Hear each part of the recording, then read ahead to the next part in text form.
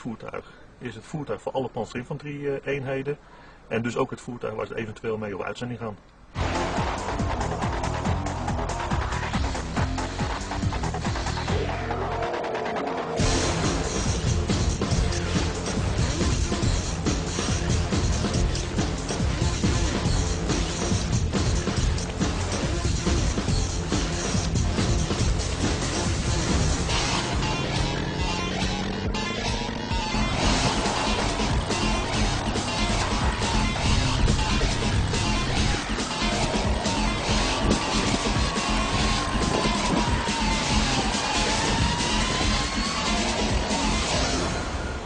Ik ben er zeker van dat met de introductie van de 97 de panzerinfanterie-eenheden worden uitgerust met het meest moderne materiaal wat er op dit moment voorhanden is.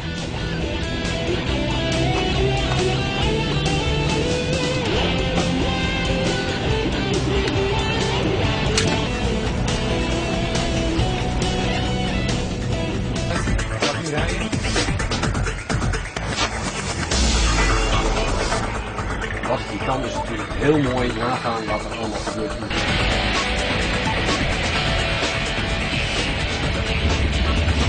Belangrijk zijn deze gegevens die hier staan.